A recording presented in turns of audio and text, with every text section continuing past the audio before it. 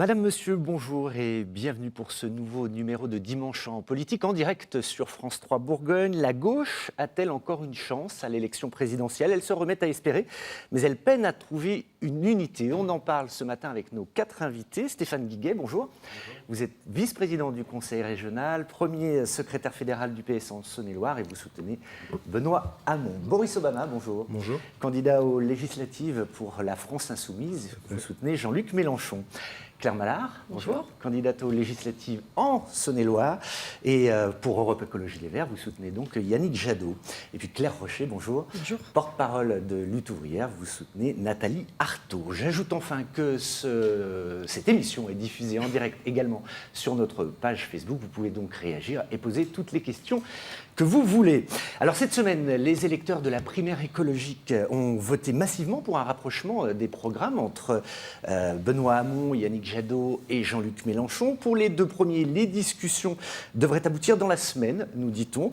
Alors, ça veut dire que les écologistes, Claire Mallard, acceptent que leurs idées soient représentées par quelqu'un d'autre ?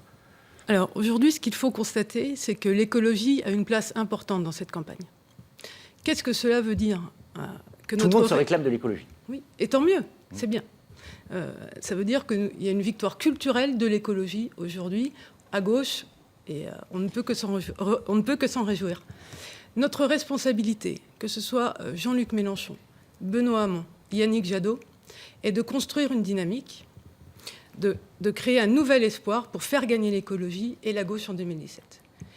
Stéphane Guiguet, c'est quoi? C'est de la cuisine électorale, ce qui se passe en ce moment? Non, je ne crois pas. Ce problème a été identifié très tôt dans la primaire. D'ailleurs, Arnaud Montebourg avait dit si je suis élu, dès le lendemain, j'irai discuter avec M. Mélenchon et M. Jadot. Donc, cette démarche est peu ou prou la même chez Benoît Hamon. Et je crois que c'est une démarche saine. Effectivement, l'écologie est au cœur du dispositif de la campagne électorale. Je crois que Benoît Hamon a été identifié comme un candidat sérieux sur la question, avec des propositions modernes en termes d'écologie. Donc je me félicite du vote d'Europe Écologie Les Verts pour entamer une discussion qui me paraît de bonne aloi pour la suite, ce qui n'est peut-être pas le cas dans tous les domaines. En tout cas, pour l'écologie, c'est le cas. Je ne vois pas l'intérêt d'avoir une concurrence sur ce thème-là, en tout cas pour une offre politique qui est la même. Alors, Boris Obama, cette semaine, alors Jean-Luc Mélenchon a dit beaucoup de choses. Il a dit notamment qu'il était pour une candidature commune, mais à condition que ce soit lui. Jeudi, il a finalement détaillé des conditions dans une lettre à Benoît Hamon. Puis finalement, hier, il a dit qu'il ne voulait pas se raccrocher à un corbillard, entre guillemets, le PS. Franchement, il fait tout pour faire capoter les discussions, non? Je ne suis pas d'accord. Déjà, tout d'abord, Jean-Luc Mélenchon, ça a été le premier à tendre la main à M. Hamon. M. Hamon avait bien dit qu'il allait parler à Jean-Luc Mélenchon. Il n'en a rien été. C'est Jean-Luc Mélenchon qui a écrit la lettre dont vous venez de parler. Ensuite, vous avez demandé si c'était un peu de la cuisine politique. Moi, je suis un petit peu surpris de la stratégie un petit peu des Verts, qui ont toujours été les premiers cocufiés par le Parti socialiste, de leur faire un chèque en blanc de cette manière. En même temps, quand ils ne passent pas d'accord, on l'a vu au Conseil régional, ils disparaissent. Exactement. Donc c'est bien pour ça que c'est plus de la survie qu'une vision réelle sur un projet collectif. Nous, ce qu'on propose, c'est pas de la tambouille, c'est de se mettre d'accord sur un certain nombre de points cruciaux. Comment faire une nouvelle politique avec Mme El Khomri, avec M.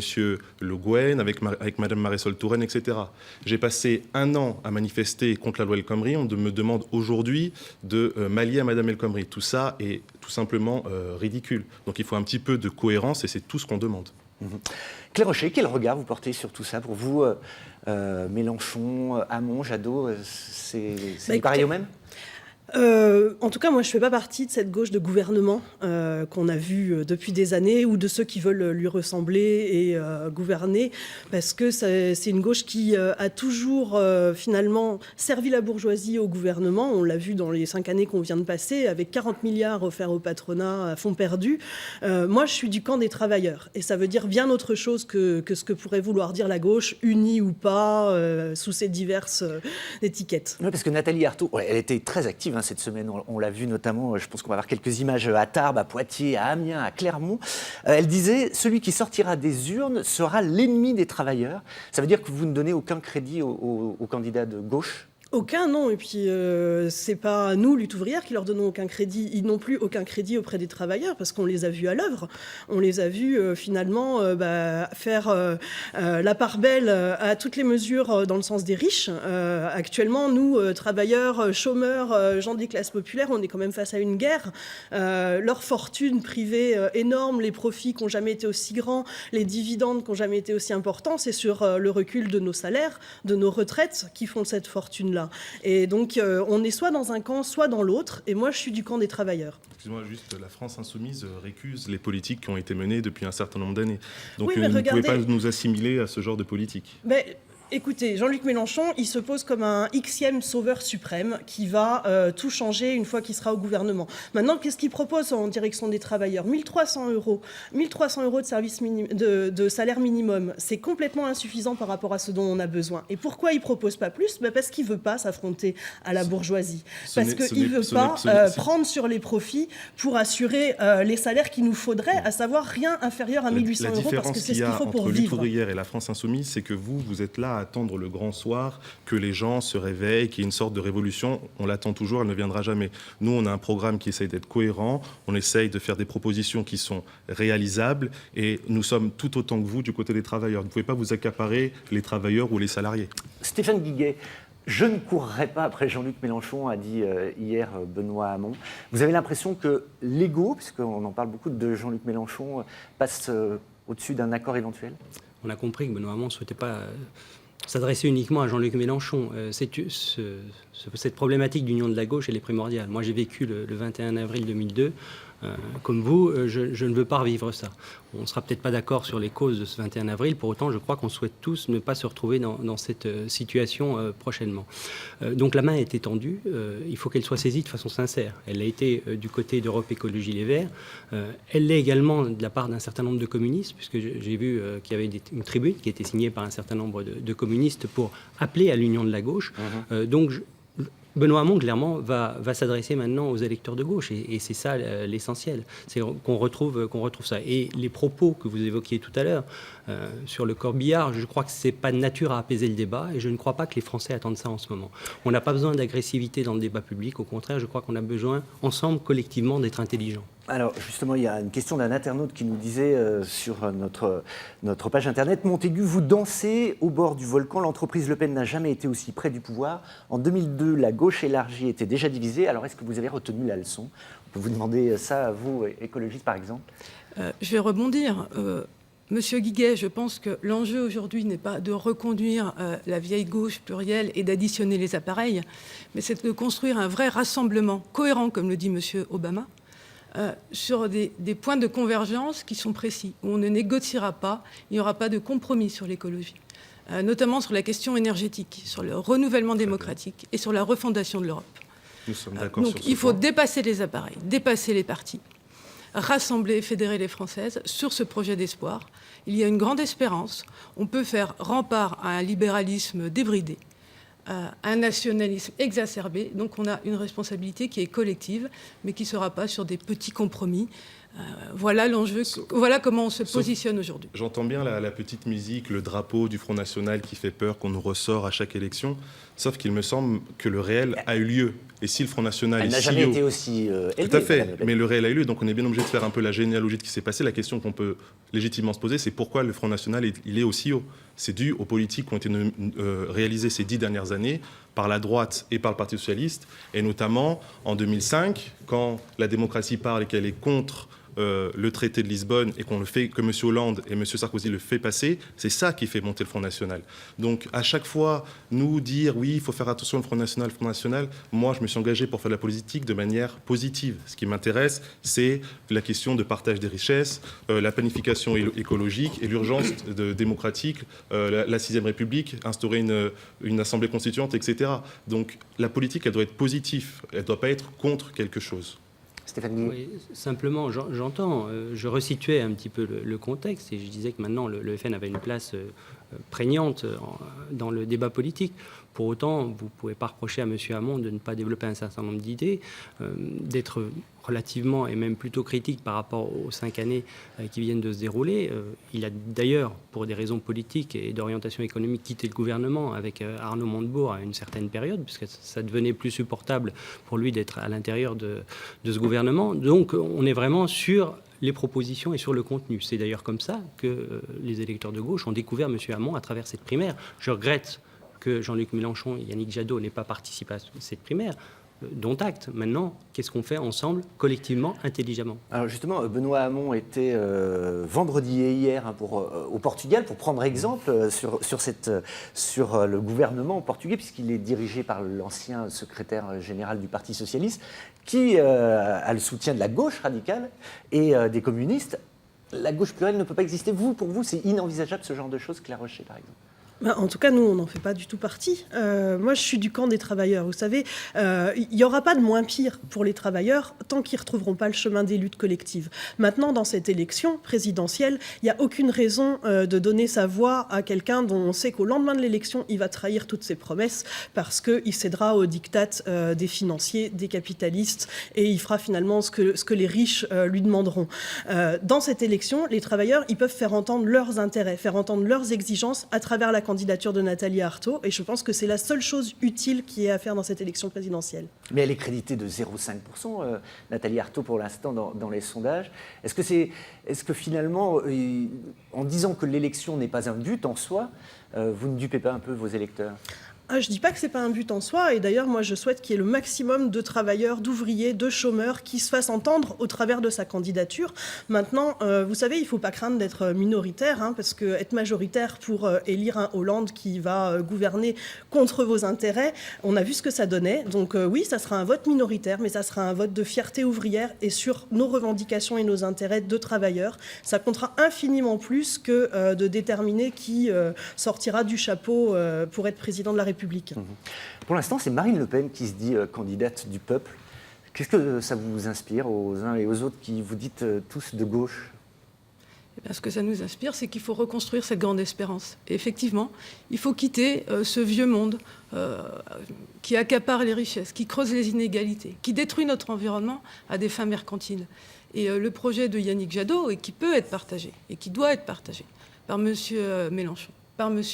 Hamon, c'est de réparer cette société, de réparer cette société, de prendre soin des hommes, des femmes et de notre nature. Voilà. C'est bien pour ça que je pense que pour pouvoir battre Marine Le Pen, c'est pas de l'arithmétique qu'il faut faire en additionnant les Verts, la France Insoumise ou le Parti Socialiste. Si on veut battre Marine Le Pen, il faut proposer aux gens une vision, un projet collectif et pourquoi ne pas en parler ensemble? La seule chose que nous, on dit, c'est qu'on ne fera pas de chèque en blanc. On a déjà entendu le discours du Bourget et on sera très vigilant sur beaucoup de points. Pour l'instant, les enquêtes sont têtues. Tous vos candidats sont éliminés au premier tour. Donc, est-ce qu'il n'y a pas obligation de s'entendre? Il y a obligation de construire une dynamique autour de l'écologie qui porte un espoir et qui peut rassembler et fédérer les Français. Et je crois que le message est là, en fait. Stéphane Guiguet. Oui, le programme de Benoît Hamon, pour l'instant, est tout à fait dans cette ligne-là, c'est-à-dire repenser la société de demain, repenser le travail, le rapport qu'on peut avoir au travail, le rapport à l'écologie, ne pas opposer systématiquement la question sociale à la question écologique, les institutions, bien évidemment, qui sont au cœur des préoccupations de Benoît Hamon, vers quelle 6e République on va, puisqu'on sent bien manifestement qu'on est au bout d'un système. Donc c'est sur ces bases-là que Benoît Hamon souhaite dialoguer à la fois avec les Verts, à la fois avec le Front de gauche, le Parti communiste et tous les partenaires pour qu'on construise ensemble la victoire de demain. Monsieur Guy, vous parlez du programme de Benoît Hamon, je ne l'ai pas vu en fait. Où est-ce qu'il est le programme de Benoît Hamon? Parce que nous, on en a un, le programme L'Avenir en commun, mais monsieur Hamon a juste fait des propositions durant la primaire. Il n'y a pas de programme. C'est aussi ça que nous, on souhaite mettre dans la balance. On va discuter autour de quoi? La notion d'écologie est cruciale, mais il y a un texte en ce moment en préparation. Il y a un texte en préparation, mais effectivement, il va sortir au mois de mars et l'élection présidentielle est quand même en avril. Donc c'est plutôt quand même, nous, ça fait 1 an qu'on prépare ça avec plus de 350 propositions, des milliers de personnes qui ont constitué ce programme-là. Donc effectivement, nous, on veut bien discuter, mais autour de quelque chose de concret. J'entends cette caricature qui consiste à dire que Benoît Hamon ne propose rien. Vous devriez Ah non, quand j'ai même pas dit ça. J'ai juste dit, j'aimerais juste voir. Et moi, j'aimerais que tout le monde se mette autour d'une table pour effectivement qu'on puisse proposer un programme commun à l'ensemble de la gauche. Et je crois que c'est ça. Et l'avenir, c'est ça. Vous savez, moi, je me suis réjoui de la victoire de Benoît Hamon et l'élimination de M. Valls. Vous pouvez en être sûr. Bien Mais sûr. effectivement, nous, on ne fera pas une nouvelle fois de chèque en blanc Parti socialiste. On a déjà été déçus, on a déjà été trahis. On va être très vigilants. Et il ne faut pas, dans ce débat-là, mettre de l'agressivité. Je crois que les mots qui ont été employés pour un homme qui prétend accéder aux plus hautes fonctions... Vous parlez du corbillard ? Oui, ça commence très mal quand on commence comme ça, si vous voulez. Si c'est pour faire plaisir à une centaine de personnes de salle, je comprends, mais on doit être au-dessus de ça. Mais On doit orienter le débat autrement. C'est la situation du pays qui est ça très grave. n'empêche pas Ce n'est d'analyser le corbillard. C'est la situation dans laquelle le PS a mis le pays qui est très grave. Ce n'est pas une rhétorique sur un corbillard qui est grave. Ce qui est grave, c'est le salaire de nos concitoyens. Ce qui est grave, c'est l'avenir qu'on propose, enfin le non-avenir du coup qu'on propose à nos jeunes. Ce qui est grave, c'est les petites pensions de nos retraités. C'est ça qui est grave, monsieur. Ce n'est pas le corbillard qui est grave. C'est de l'état dans lequel le Parti socialiste a mis la France aujourd'hui. Mais ce mode agressif est quand même plutôt dangereux. On l'a vécu il y a peu de temps aux États-Unis. Je crois qu'on n'a pas besoin dans la société. D'ailleurs, Mélenchon manifestait hier contre la lutte contre les violences policières. Je crois qu'il faut faire attention aussi aux verbes et au langage qu'on peut employer. Dans la société dans laquelle on vit, je pense que c'est primordial, sincèrement.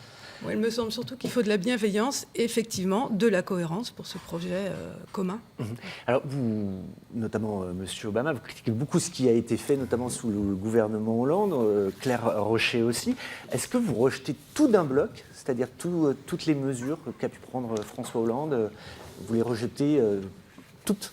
Ah bah écoutez, oui, pendant les 5 années de son quinquennat, les classes populaires, elles en ont pris plein la tête. Le compte et ça a été pénibilité, un pont tout ça, d'or. ça compte pas pour... Excusez-moi, j'ai pas entendu. Le compte pénibilité ou ce genre de choses qui ont été mis en place, le mariage pour tous, certaines mesures comme ça. Écoutez, s'il y a bien une chose dont on a pu faire l'expérience, c'est qu'on avait beau élire quelqu'un qui disait « mon ennemi c'est la finance », au lendemain de son élection, il cédait au diktat de la finance. Pourquoi ? Eh bien parce que c'est un combat à mener. Il rejette cette accusation, lui. Oui, bah écoutez, ils rejettent peut-être cette accusation, mais les patrons, eux, ils n'ont pas rejeté les 40 milliards du CICE, ils les ont empochés, ils ont embauché zéro personne grâce à ce contrat emploi compétitivité.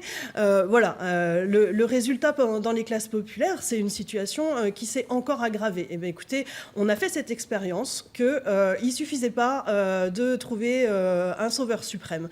Moi, je suis pour que les travailleurs, ils tiennent compte de cette expérience et qu'ils se disent, mettons en avant notre politique, nos intérêts, nos exigences de travailleurs. Un travail pour tous, ça devrait être normal. Il y a largement les moyens de les financer en prenant sur les profits des entreprises. 1 800 € minimum de salaire, c'est un minimum, c'est pas nous qui l'avons décrété, c'est ce qu'il faut pour vivre.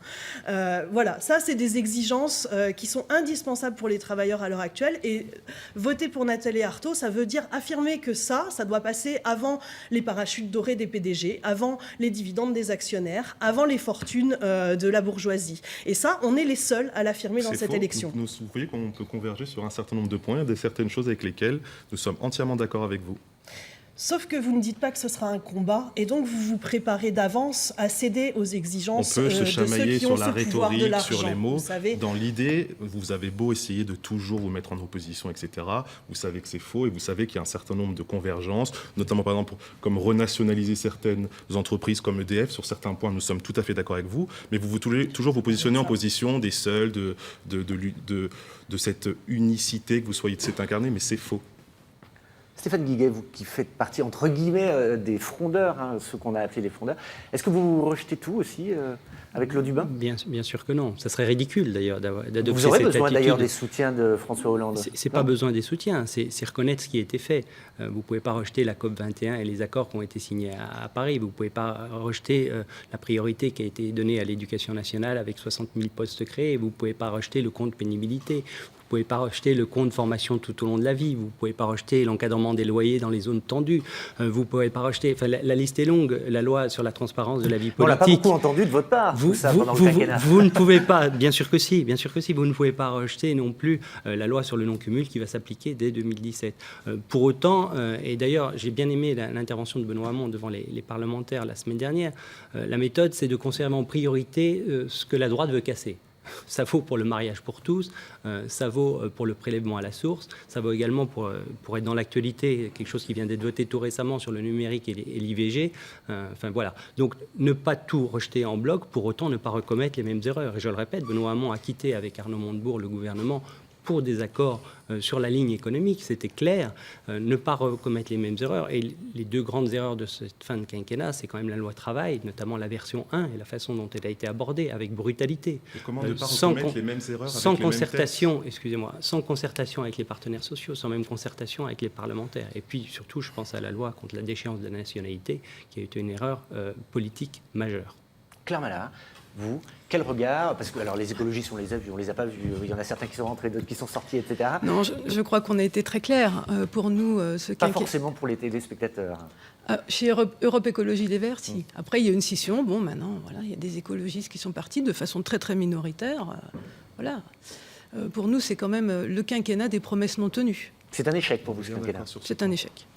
Il a tourné le dos à l'écologie, et je veux rebondir sur la COP21. Donc effectivement, on a eu la COP21, mais après, quand on voit qu'on ne met pas les moyens pour avancer sur la transition écologique et la lutte contre le changement climatique, nous, on ne se contentera pas de mots, on a aussi besoin d'actes derrière. Voilà.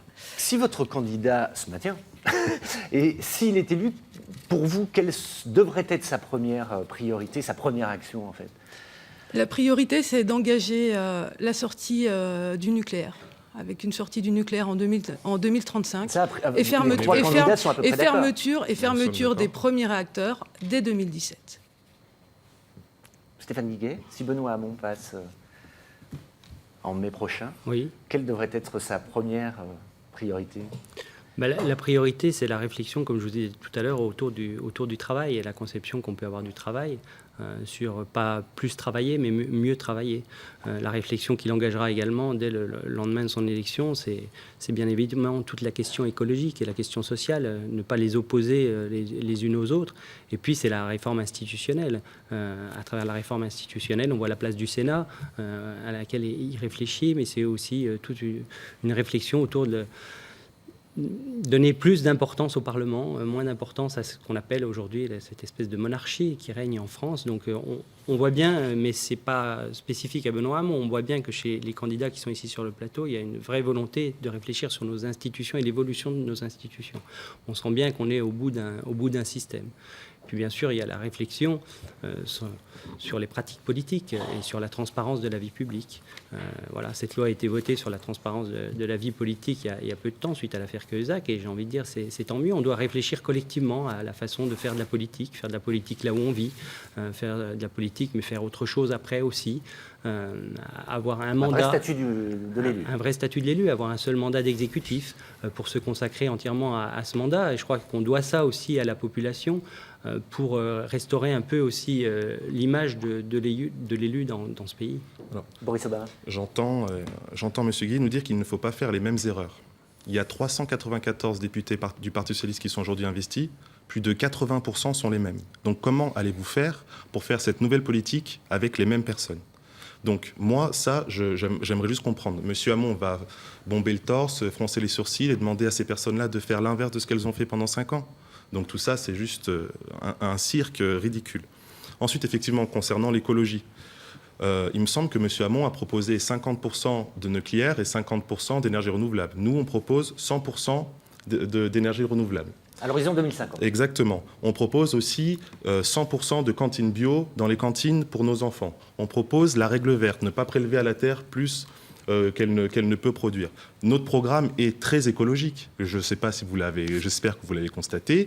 On doit ça, on ne le renie pas aux Verts qui ont fait ce travail-là en amont de mettre au cœur des projets l'écologie. Mais déjà depuis 2012, M. Mélenchon avait mis au cœur de son programme l'écologie.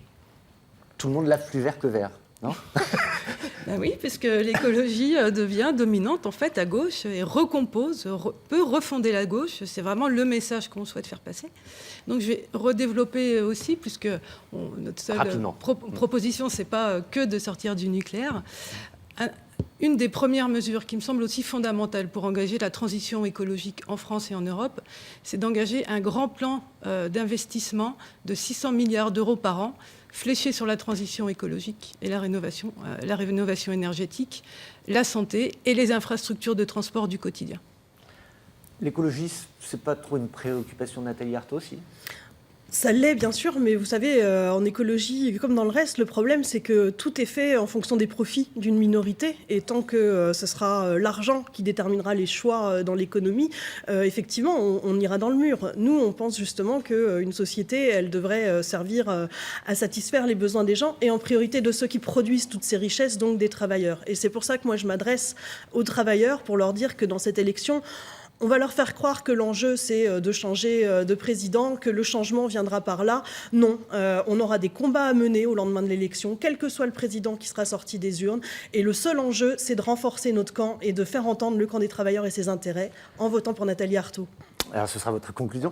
Pour les autres, en quelques secondes, est-ce que droite et gauche veut dire encore quelque chose pour vous ? Parce que beaucoup de candidats récusent ce clivage maintenant.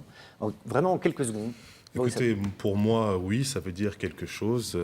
Je pense que la gauche, aujourd'hui, c'est quelque peu perdu au vu des dernières politiques menées, qu'il faut un programme fort, il faut une 6e République, il faut que les citoyens déterminent cette 6e République et qu'il faut absolument qu'on restaure les institutions et ça ne peut que partir des citoyens. Stéphane Guiguet, en quelques secondes, ça existe encore, la gauche ? Oui, bien évidemment. On le voit bien dans les propositions de Benoît Hamon autour de l'éducation, la culture, des propositions très fortes autour de la valeur travail, je l'ai dit tout à l'heure. Donc oui, il y a un vrai clivage, on doit affirmer ce clivage, d'autant plus quand on voit les propositions de la droite violentes en ce qui concerne bien sûr la baisse drastique du nombre de fonctionnaires, en ce qui concerne un tas de choses. Et puis je tiens à saluer surtout l'ouverture de Benoît Hamon, donc la main tendue, mais aussi l'ouverture à la société civile. Je voudrais laisser 10 secondes à Claire Malard pour finir. Ça existe bon, je vais être iconoclaste et innovante. Pour nous aujourd'hui, la fracture, elle est entre productivistes et écologistes. Merci beaucoup à tous d'avoir accepté notre invitation. Ça passe très vite. Je vous rappelle que vous pouvez revoir cette émission sur notre site internet ou sur notre page Facebook. Prochain débat consacré à l'élection présidentielle dimanche prochain à 11h30. Tout de suite, place à l'info régionale avec Arnaud Lefebvre. Dimanche en politique continue juste après. Francis Letellier reçoit Jean-Pierre Raffarin. Bon dimanche à tous.